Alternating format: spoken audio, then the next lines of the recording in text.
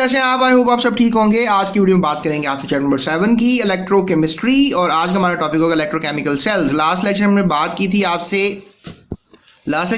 की थी आपसे स्ट्रॉन्ग इलेक्ट्रोलाइट्स की, वीक इलेक्ट्रोलाइट्स की और इसके अलावा नॉन इलेक्ट्रोलाइट्स की, राइट। सो आज के लेक्चर में बेसिकली हम बात करेंगे अब इलेक्ट्रोलाइटिक सेल की। वैसे मैं पहले भी आपको अपनी डेमोन्स्ट्रेशन में बता चुका हूँ कि इलेक्ट्रोलाइटिक सेल जो है वो किस तरह का होता है। उसमें इलेक्ट्रोलाइट होता है, उसमें इलेक्ट्रोड्स होते हैं, और इलेक्ट्रोड्स जो है इलेक्ट्रोलाइट्स की मदद से करंट को क्या करते हैं, बहाव बनाते हैं, यानी करंट को जो है वो एक साइड से दूसरी साइड पे गुजरने का अलाउ करते हैं। और फिर क्या होता है कि करंट जो है वो एक इलेक्ट्रोड से दूसरे इलेक्ट्रोड में आ जाता है। फिर electrode is being connected with the battery, और बैटरी जिस तरह बैटरी से करंट आया, लेट्स से दैट उस इलेक्ट्रोड में आ गया, इलेक्ट्रोड से फिर ये जो है दूसरे इलेक्ट्रोड में आ गए। इलेक्ट्रोलाइट ने सपोर्ट किया करंट को एक इलेक्ट्रोड से दूसरे इलेक्ट्रोड में लेके जाने के लिए, और फिर ये इलेक्ट्रोड में जो करंट आया वो वापस चला गया किसमें, बैटरी में चला गया। Battery is a kind of a booster जो करंट को जो है दोबारा बूस्ट कर देती है इलेक्ट्रॉन्स को, और फिर दोबारा से इलेक्ट्रोड में करंट आ जाता है, और इस तरह फिर ये सर्कल चलता ही रहता है।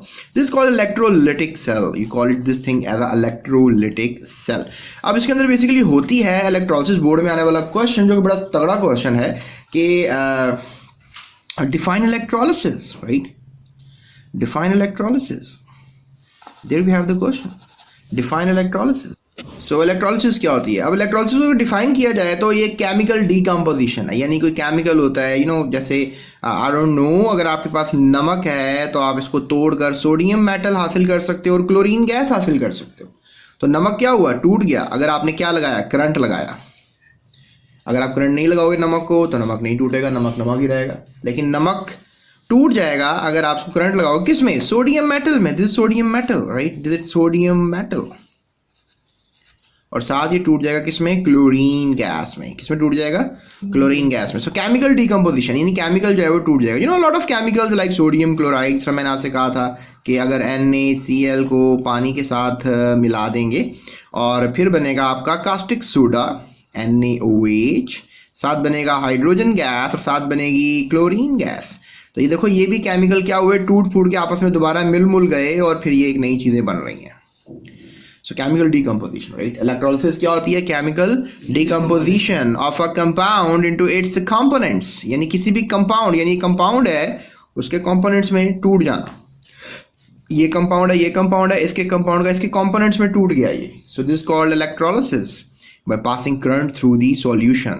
अब इसका हमने सोल्यूशन बनाना है। अब इसको भी, नमक तो क्योंकि सॉलिड होगा, सिर्फ सॉलिड तो सोल्यूशन नहीं होता, लेकिन इसको पिघला लोगे ना, जब मैंने कहा था कि जब इसको पिघलाओगे तो हम कहेंगे इसको मोल्टन हालत में है ये, it is in a molten state. तो जब ये मोल्टन स्टेट में होगा तो आप इसको पिघला रहे हो बेसिकली, तो फिर क्या कर रहे हो, इसमें से करंट पास कर रहे हो। आपका मोल्टन स्टेट वाला कंपाउंड इलेक्ट्रोलाइट कहलाएगा। हमने कहा था कि NaCl को आप जो है नॉमिनेट करोगे in a strong electrolyte category, NaCl। इस तरह सोडियम हाइड्रोक्साइड को भी फिर इलेक्ट्रोलाइट के तौर पे यूज कर रहे हो, इसको भी थोड़ा जा सकता है, और सल्फ्यूरिक एसिड को भी थोड़ा जा सकता है। लेकिन फिलहाल हम NaCl की बात करनी है फिलहाल, क्योंकि जो हमारा टॉपिक है हमने उससे नहीं हटना। और in the molten state of the compound. So ये क्या हुआ, डेफिनेशन में केमिकल डीकम्पोजिशन हो रही है of a chemical compound, of a compound into its components. किसी भी केमिकल डीकम्पोजिशन को कंपाउंड की उसके कंपोनेंट्स में कैसे करेंगे डीकम्पोजिशन किसी भी कंपाउंड की, केमिकल कंपाउंड की, बाय पासिंग करंट। हम करंट पास करने के बाद जो है करेंगे, और करंट किस में से पास कर रहे हैं, या तो सोल्यूशन में से कर रहे हैं या हम उसकी मोल्टन स्टेट में से कर रहे हैं, यानी सोल्यूशन में से करंट पास कर रहे हैं या मोल्टन स्टेट। और एग्जांपल्स में मैंने आपको ये दोनों चीजें बतानी है, नेल्सन एंड डाउन सेल। ये जो सारे रिएक्शन है ये नेल्सन डाउन सेल के, डाउन एक साइंसदान था, और ये वाले जो रिएक्शन मैंने आपको करके दिखाने हैं ये है नेल्सन सेल के। नेल्सन भी एक साइंसदान था। तो दोनों इलेक्ट्रोलिटिक सेल होंगे। इलेक्ट्रोलिटिक सेल यानी कि सोल्यूशन बना लेंगे, इसका हम मोल्टन करेंगे, यानी NaCl को जो है वो पिघला देंगे, बिजली लगा के पिघला देंगे। बिजली लगा के पिघलाने वाला काम बड़ा खतरनाक होता है। जिस तरह इंडिया वाले जो हैं, मैं इंडिया वालों को नहीं कहूँगा, वैसे चले उनकी रस्म है, जिस तरह आप किसी कंपाउंड को जो है वो बर्न कर देते हैं और उसको पिघला देते हैं। तो स्टूडेंट्स, कंस्ट्रक्शन की बात जो है अगर मैं आपसे करूं तो इसमें यही है कि कंस्ट्रक्ट कैसे किया जाता है। इसमें यही हमने सोल्यूशन लेना होता है और इलेक्ट्रोड्स लेने होते हैं और एक टैंक लेना होता है। टैंक जो है मैंने आपको बताया था लकड़ी का हो सकता है, या कोई कंक्रीट का हो सकता है, या ग्लास का हो सकता है। आप कंडक्टर नहीं लोगे टैंक को। ये जो इलेक्ट्रोलिटिक टैंक होता है ये आप शीशे का लोगे, या ये आप लोगे कंक्रीट का, या ये वुड का लोगे। क्योंकि अगर आप इसको लोहे का लोगे तो करंट इसमें से भी बहकर आप तक लग जाएगा और फिर काफ़ी कुछ हो सकता है। तो स्टूडेंट्स वर्किंग कैसे होती है, ये वर्किंग मैं आपको डिफरेंट सेल्स में बताऊंगा। बेसिकली मैंने आपको इलेक्ट्रोलिसिस ऑफ वाटर आज के लेक्चर में सिखा देना है। इलेक्ट्रोलाइटिक सेल में हमने इलेक्ट्रोलिसिस ऑफ वाटर करना है, ठीक है। और कल के लेक्चर में मैं आपको बताऊंगा कुछ गैल्वेनिक सेल के बारे में। लेकिन ये जो इलेक्ट्रोलिसिस ऑफ वाटर है, ये इलेक्ट्रोलाइटिक सेल की बातें हैं, ये ख़त्म नहीं होंगी यहाँ पर इस टॉपिक के बाद, बल्कि हम इसको जो है इंशाल्लाह जो है कंटिन्यू रखेंगे। और कंटिन्यू कैसे रखेंगे, क्योंकि हम इसको आपसे शेयर करेंगे in the working of down cell. Look at that, electrochemical industries में manufacturing of sodium metal from the fusion cell, ये इलेक्ट्रोलाइटिक सेल के अंदर ही करेंगे। और ये हमारा जो है टॉपिक होगा डाउन सेल, ये सारा मैं आपको समझा दूंगा। इसके अलावा एक और सेल होगा दिस कॉल्ड दी चाचा Nelson cell, oh sorry this called the Nelson cell. चाचा भी कह सकते हैं, अगर पाकिस्तान में नेल्सन होता तो हम उसको चाचा नेल्सन कहते हैं। यहाँ पर वैसे बहुत से हमारे दोस्त हैं नेल्सन, उनको हम चाचा नेल्सन बोल देते हैं। तो क्रोजन भी बताएंगे आपको इंशाल्लाह आने वाले टॉपिक में। और इलेक्ट्रोलिसिस ऑफ वाटर के ऊपर हम जो है ज़रा भरपूर तरीके से बात कर लेते हैं। So let's talk about electrolysis of water. Students, electrolysis of water की अगर हम बात करें तो इसका मतलब है कि पानी एक ऐसा केमिकल है जिसको हमने बिजली लगा के उसका दबड़दूज कर देना है, उसको हमने तोड़ फोड़ देना है। इतना मैं आपको बताता चलूँ, अगर पानी होगा तो ज़िंदगी होगी तो पानी भी होगा। लेकिन मैं आपसे बात करना ये चाह रहा हूँ कि अगर आप पानी को करंट लगाएंगे तो पानी की दो गैसें बन जाएंगी, हाइड्रोजन गैस, ऑक्सीजन गैस। और मज़े की बात यह है कि ज़्यादा बनेगी हाइड्रोजन गैस और कम बनेगी ऑक्सीजन गैस। ये मैं प्रूव भी करूँगा, ठीक है। जैसे कि लेट्स से दैट आपने आई डोंट नो पानी ले लिया, ठीक है, और इसमें पानी भर दिया आपने। लेट्स से ये ब्लॉक है, इसमें पानी भर दिया और पानी में आपको पता है दो एलिमेंट्स थे, हाइड्रोजन था और ऑक्सीजन था। तो गैस अब डेफिनेटली हाइड्रोजन की भी बनेगी और ऑक्सीजन की भी बनेगी, लेकिन ज़्यादा बनेगी हाइड्रोजन की गैस ज़्यादा, राइट, और कम बनेगी ऑक्सीजन की गैस।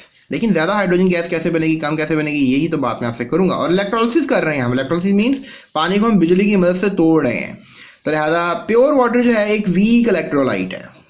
स्टूडेंट्स, मैंने ये बात पढ़ी थी कि जो पानी है बेसिकली ये एक ऐसा कंपाउंड है जो कि कन्वर्ट हो जाता है आयंस में, right. It can turn itself into ions, hydrogen ions and hydroxy ions.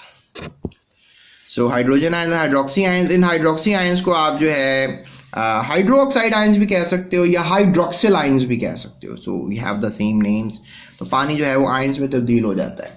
तो पानी एक वीक इलेक्ट्रोलाइट है, पानी एक वीक इलेक्ट्रोलाइट है। ये वो कमेंट वहाँ कर रहे हैं, इलेक्ट्रोलाइट है। इसका मतलब ये है कि पानी के अगर 1 करोड़ मॉलिक्यूल्स हों, कितने पानी के मॉलिक्यूल्स हों, 1 करोड़, और उसमें से सिर्फ और सिर्फ एक मॉलिक्यूल ही H+ में और OH नेगेटिव में टूटेगा।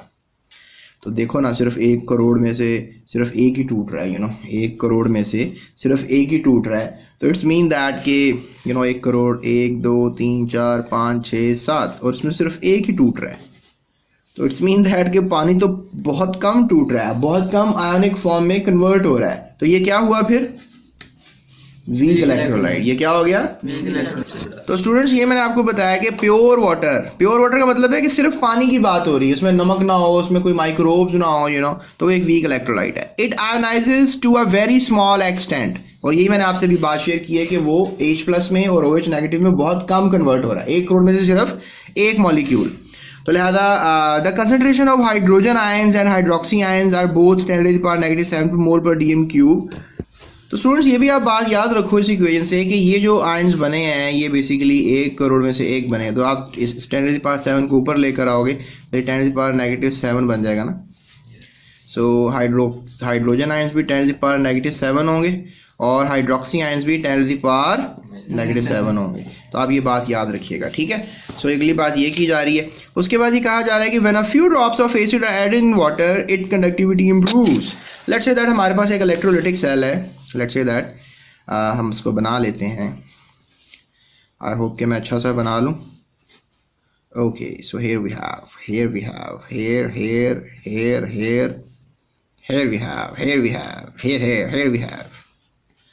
सो थोड़ा स्टूडेंट मैं थोड़ा ज़रा फ़नी रहता हूँ, आपने थोड़ा परेशान नहीं होना। I like to do fun. मैं सोचता हूँ स्टडीज़ बोरिंग नहीं होनी चाहिए। तो यहाँ पर जनाब आपने ये ले लेना है, ठीक है। ये हम मुबारक को हमने गलत बना लिया है, तो इसको सही बना लेते हैं। तो स्टूडेंट्स इसको हम एक दफ़ा और ट्राई कर लेते हैं। सो मैं चाह रहा हूँ कि आप भी मेरे साथ ये सीख लें ताकि जब आपको बनानी हो तो ईजी हो जाएगी आपके लिए। देखिए मैंने दोबारा गलत कर दिया, एक और दफ़ा ट्राई करते हैं इसको। आज बेटा ये करते रहेंगे हम। अब इंशाल्लाह मैं गलत नहीं करूँगा। Okay okay, so here we have okay, so ये कुछ इस तरह की शेप हो जाएगी, राइट। ये समझ लें कि ग्लास की एक ट्यूब हम बना रहे हैं, ठीक है। और ये मैं आपको इसलिए बना के दिखा रहा हूँ ताकि आप लोग थोड़ा सा सीख लो, क्योंकि आपने भी बनानी है। सो ये जेट होंगे बेसिकली, ये जेट जो हैं आप कह लो कि यहाँ से गैस बाहर आएगी, ठीक है। ये बेसिकली इसका स्टॉपर है और यहाँ से आपने पानी डालना है, राइट। सो यहाँ से आप पानी डाल सकते हैं, इसमें पानी आ जाएगा और पानी जो है इसमें आता चला जाएगा, राइट। यहाँ पे भी भर जाएगा और नीचे स्टूडेंट ये बन गया इलेक्ट्रोलिटिक सेल, राइट। क्या बन गया ये? सो ये इलेक्ट्रोलिटिक सेल बन चुका हुआ किसका? वाटर का। सो आपसे कहेंगे इस इलेक्ट्रोलिटिक सेल के अंदर हमने क्या करनी है? इलेक्ट्रोलिसिस। क्या करनी है? इलेक्ट्रोलिसिस। किसकी करनी है? वाटर की। सो पानी को हम बिजली लगाएंगे। अब बिजली हम यहाँ से लगाएंगे, इलेक्ट्रोड लगाने लगे हम यहाँ पर। और मजे की बात ये है कि ये इलेक्ट्रोड आपने याद रखने हैं, ये पीटी के बने हुए हैं। किसके बने हुए हैं? पीटी। अब आप कहेंगे पीटी क्या होता है? पीटी क्या होता है? प्लाटिनम। प्लाटिनम के बारे में आपको बताऊं कि प्लाटिनम सोने से भी महंगी धात है, सोने से भी महंगा एलिमेंट है। और ये हम इसको बैटरी से कनेक्ट कर देंगे, यू नो, पॉजिटिव और ये नेगेटिव। यहाँ पॉजिटिव लग जाएगा, या नेगेटिव लग जाएगा, एंड ये बैटरी लग गई, ठीक है। सो अब यहाँ पर हमने क्या कर दिया? इसमें पानी भर दिया, ठीक है। अब पानी भर देंगे तो कुछ इस तरह का मंजर आपको नजर आएगा, जो आपको इस वक्त यहाँ डायग्राम में नजर आ रहा है, right. So it is will be like this. तो ये प्लाटिनम इलेक्ट्रोड्स होंगे, ये आपने बात नहीं भूलनी है। बोर्ड में एक दफ़ा एमसीक्यू आया था कि जो इलेक्ट्रोलिसिस ऑफ वाटर होती है उसके अंदर कौन से इलेक्ट्रोड इस्तेमाल होते हैं। तो इलेक्ट्रोलिसिस ऑफ वाटर के अंदर जो इलेक्ट्रोड इस्तेमाल होते हैं वो कौन से होते हैं? प्लाटिनम। किसके इस्तेमाल होते हैं? प्लाटिनम। स्टूडेंट्स इसके अंदर हमने थोड़ा सा ना एसिड भी डाल देना है। लेट्स से दैट हमने इसमें थोड़ा सा सल्फ्यूरिक एसिड डाल देना है, ठीक है। कौन सा एसिड डाल देना है? सल्फ्यूरिक एसिड डाल देना है इसमें हमने। अब थोड़ा सा सल्फ्यूरिक एसिड डालेंगे तो क्या होगा? ये सारा सोल्यूशन जो है, यानी सारा सोल्यूशन जो कहूँगा, प्योर वाटर कहूँगा, ये सारा वाटर जो है एसिडिफाइड वाटर हो जाएगा।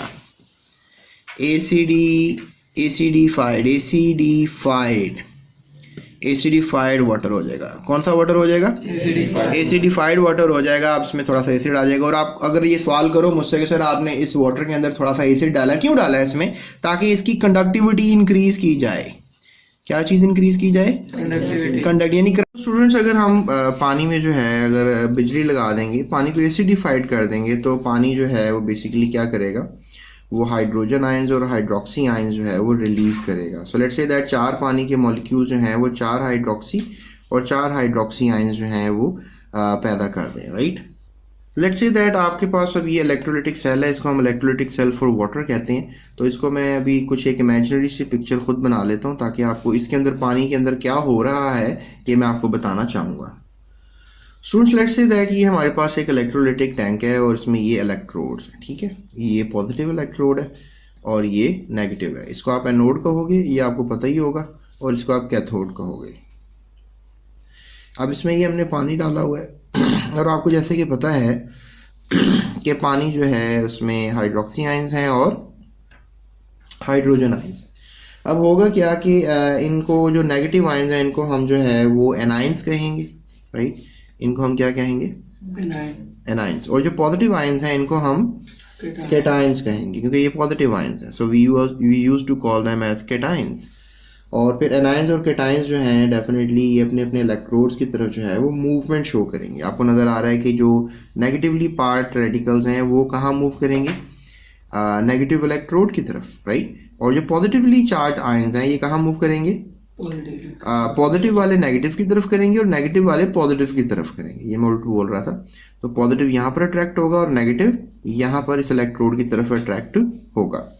तो अब नेक्स्ट आपको मैं बताना चाहूँगा कि जब ये इलेक्ट्रोड्स के पास आएंगे ना, तो इलेक्ट्रोड्स के पास आने के बाद आप कह लो कि इनमें जो है कुछ रिएक्टिविटी होगी, ठीक है। अब लेट्स से दैट कि जब एनोड के पास आ रही हैं तो क्या होगा, ठीक है, ये सपोज कर लेते हैं।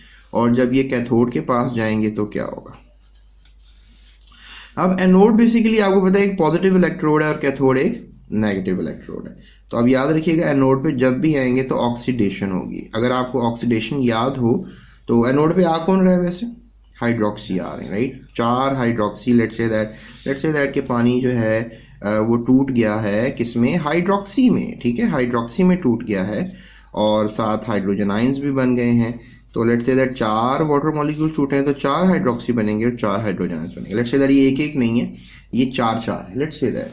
तो अब यहाँ पर डेफिनेटली फिर कितने हाइड्रोक्सी आएंगे इस तरफ, पॉजिटिव एनोड की तरफ कितने आएंगे, 4 हाइड्रोक्सी आएंगे।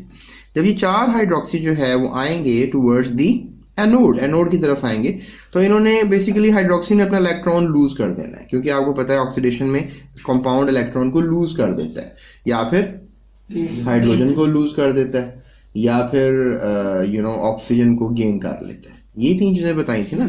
अगर कोई भी कंपाउंड हो वो इलेक्ट्रॉन को लूज करेगा, या फिर हाइड्रोजन को लूज करेगा, या फिर वो ऑक्सीजन को गेन करेगा। इन तीनों में से कोई एक प्रोसेस भी हो जाएगा तो समझ लो हम ऑक्सीडेशन कहेंगे। तो लिहाजा ऑक्सीडेशन में हमने क्या सीखा कि यहाँ पर जो हाइड्रोक्सी है इस वक्त क्या करेगा, 4 इलेक्ट्रॉन्स को लूज करेगा। एक हाइड्रोक्सी एक कर सकता है तो 4 हाइड्रोक्सी 4 इलेक्ट्रॉन्स को लूज कर सकता है। 4 इलेक्ट्रॉन्स लूज हो गए और साथ आप याद रखिएगा ऑक्सीजन गैस बनेगी और साथ जो है 2 वाटर मॉलिक्यूल्स बनेंगे, ठीक है। अब आप सोच रहे होंगे ये कैसे बन जाएंगे, तो ये मैं आपको करके दिखा देता हूँ। लेट्स से दैट ये हमारे पास हाइड्रोक्सी है, ये हाइड्रोक्सी है, ये भी हाइड्रोक्सी है और ये भी हाइड्रोक्सी, ठीक है। सबके पास जो हैं वो 4 इलेक्ट्रॉन्स हैं। सो लेट्स से दैट कि ये 4 इलेक्ट्रॉन्स बाहर आ जाएंगे, ठीक है। तो ये 4 इलेक्ट्रॉन्स बाहर आ गए। अब लेट्स से दैट कि ये जो हमारे पास हाइड्रोक्सी अब जो है वो कुछ इस तरह पैचअप बनाएगा, ठीक है। तो ये वाटर बन गया, एक वाटर मॉलिक्यूल बन गया। सो लेट्स से दैट कि यहाँ पर ये भी जो है हमारे पास पार्टिकल कुछ इस तरह का पैचअप बनाएगा, राइट। तो ये हमारे पास कितने वाटर मॉलिक्यूल बन गए, 2 वाटर मॉलिक्यूल बन गए। और ये जो दोनों ऑक्सीजन बच गए हैं ये आपस में कौन सा बॉन्ड बना लेंगे, डबल कोवलेंट। तो ये हमारे पास ऑक्सीजन गैस बन जाएगी। सो इस तरीके से आप कह लें कि ये इक्वेशन सेटिस्फाई होती है और बैलेंस होती है। उसके बाद अब आपको याद है कि हाइड्रोक्सी जो 4 हाइड्रोक्सी थे वो इस तरफ गए थे एनोड की तरफ, और पानी में और क्या था, हाइड्रोजन आयंस। क्या कहेंगे इसको आप, हाइड्रोजन आयंस, राइट। तो अब जो हाइड्रोजन आयंस हैं जो कि नेगेटिव कैथोड की तरफ गए हैं, तो कैथोड पे क्या होगी, रिडक्शन। शाबाश, कैथोड पे रिडक्शन होगी। डेफिनेटली जो 4 इलेक्ट्रॉन्स आपने यहाँ से लूज करवाए थे, लेट्स से दैट ये 4 इलेक्ट्रॉन हाइड्रोक्सी ने किसको दिए थे, एनोड को। लेट्स से दैट हम इसको बैटरी लगा देते हैं। तो ये पॉजिटिव इलेक्ट्रोड होगा और ये नेगेटिव। तो यहाँ से जो इलेक्ट्रॉन्स इसके अंदर आए थे वो घूमकर कहाँ पर आ जाएंगे, बैटरी में, और बैटरी इसको पुल अप करेगी और ये कहाँ भेज देगी, कैथोड में। कैथोड की तरफ कौन आ रहा है, हाइड्रोजन आयन। तो इलेक्ट्रॉन कौन रिसीव करेगा, हाइड्रोजन आयन। यस। तो कितने इलेक्ट्रॉन आ रहे हैं, 4। लेट्स से दैट अभी जो कंडीशन लगाई है, तो कितने हाइड्रोक्सी आयंस आ रहे हैं इसकी तरफ, कैथोड की तरफ, 4। तो 4 हाइड्रोक्सी आयंस, 4 हाइड्रोजन आयंस, ठीक है। तो 4 हाइड्रोजन आयन रिसीव कर लेंगे और 4 न्यूट्रल एटम बन जाएंगे। फिर आप कह लो ये कन्वर्ट हो जाएंगे 4 न्यूट्रल एटम हाइड्रोजन मॉलिक्यूल में, और 2 मोल हाइड्रोजन गैस बनेगी। लेट्स से दैट कि ये एक हाइड्रोजन आयन है, ये एक हाइड्रोजन आयन है, ये एक हाइड्रोजन आयन है और ये एक हाइड्रोजन, टोटल 4 हाइड्रोजन आयन हो गए। लेट्स से दैट कि ये 4 इलेक्ट्रॉन है, ठीक है। और फिर अब ये इसमें आ गए, इसमें आ गए, इसमें आ गए, अब सारे क्या हो गए, न्यूट्रल हो गए। और आपस में इसने भी सिंगल कोवलेंट बॉन्ड बना लिया, हाइड्रोजन गैस का मॉलिक्यूल बन गया। इसने भी सिंगल कोवलेंट बॉन्ड बना लिया और ये भी हाइड्रोजन गैस का मॉलिक्यूल बन गया। सो ये 4 न्यूट्रल आयंस अब न्यूट्रल एटम्स अब 2 मोल हाइड्रोजन गैस में, यानी कि हम इसमें लिख सकते हैं कि जो 4 हाइड्रोजन आयंस हैं वो 4 इलेक्ट्रॉन लेने के बाद कन्वर्ट हो गए हैं 2 मॉलिक्यूल्स ऑफ हाइड्रोजन गैस के अंदर। तो ये रिएक्शन कहाँ पर हुआ है, कैथोड पे, यानी कि यहाँ पर हमें गैस बनती हुई नजर आएगी। कौन सी गैस होगी, हाइड्रोजन गैस। यहाँ पर भी हमें गैस बनती हुई नजर आएगी। आपको याद है हाइड्रोक्सी जब था इसने यहाँ पर ऑक्सीजन गैस प्रोड्यूस की थी, तो यहाँ पे ऑक्सीजन गैस। लेकिन द इंटरेस्टिंग फैक्ट है कि हाइड्रोजन गैस ज़्यादा बनेगी और ऑक्सीजन गैस कम बनेगी। हाइड्रोजन गैस कौन से इलेक्ट्रोड पे बनेगी, कैथोड पे, और एनोड पे कौन सी गैस बनेगी, ऑक्सीजन गैस बनेगी। ये देखें आप, अब जो ज़्यादा बन रही है तो यहाँ स्पेस खाली ज़्यादा नज़र आ रही है ना आपको, दैट मेक्स दैट के भी हाइड्रोजन गैस ज़्यादा बन रही है। और यहाँ पे आपको स्पेस देखें थोड़ी नज़र आ रही है, इट्स मीन दैट यहाँ पर जो गैस बनी है वो ऑक्सीजन गैस बनी है। और देखें ये एनोड है, एनोड पे ऑक्सीजन गैस बन रही है, और ये कैथोड है, कैथोड पे हाइड्रोजन गैस बन रही है। अभी हमने ये बात की थी कैथोड पे हाइड्रोजन गैस बन रही है और एनोड पे जो है वो ऑक्सीजन गैस बन रही है। अब हम ऐसा करते हैं, एक ओवरऑल रिएक्शन कर लेते हैं, राइट। एक ओवरऑल ओवरऑल रिएक्शन कर लेते हैं। अब ओवरऑल रिएक्शन में हमने क्या लिखना है, राइट, ये हम कर लेते हैं। तो ओवरऑल रिएक्शन में स्टूडेंट्स ये होगा कि ओवरऑल रिएक्शन के अंदर हुआ क्या, बेसिकली पानी था, है ना, पानी था, और पानी को हमने क्या कर दिया, हमने तोड़ दिया। किसमें तोड़ दिया, हाइड्रोजन गैस में और ऑक्सीजन गैस। और देखें 2 मोल हाइड्रोजन गैस बनी है, ज़्यादा तो हाइड्रोजन गैस बनी है और ऑक्सीजन गैस कम बनी है, और डेफिनेटली 2 मोल पानी इस्तेमाल होगा। स्टूडेंट्स ये हमारे पास ओवरऑल रिएक्शन होगा। तो स्टूडेंट्स ये हमारे पास थी आज की वीडियो जिसमें हमने इलेक्ट्रोलिसिस ऑफ वाटर को सीख लिया हुआ है। एक दफ़ा वीडियो को और देख लें आप, ताकि आपको ये सारी इक्वेशंस लिखने के लिए आ जाए। नीचे मैंने आपको ना नोट्स भी दिए हैं कि अगर आपको लॉन्ग क्वेश्चन आ जाता है इलेक्ट्रोलिसिस ऑफ वाटर तो आपको उसको पेपर पे लिखना कैसे है आपने, तो वो नोट्स लाजमी देख लीजिएगा, डाउनलोड कर लीजिएगा अपने मोबाइल में, और फिर ताकि आप इजीली अपने इस सवाल को अपने पेपर पे जाकर लिखाएं, right. So that's it, thank you so much. अभी चैनल को सब्सक्राइब लाजमी कीजिएगा, और डिस्क्रिप्शन में लिंक्स हैं, उनको आप फॉलो कर सकते हैं। कल के लेक्चर में आपको मैं गैल्वेनिक सेल पे लेक्चर दूंगा, एल्सेंड्रो वोल्टा की बातें बताऊंगा, और डैनियल सेल को जो है हम बनाना सीखेंगे। सो that's it, thank you so much. अपना ख्याल रखिएगा, दूसरों का भी। और ये है डैनियल सेल, इसके ऊपर हम इंशाल्लाह कल लेक्चर में बात करेंगे। That's it. Thank you so much.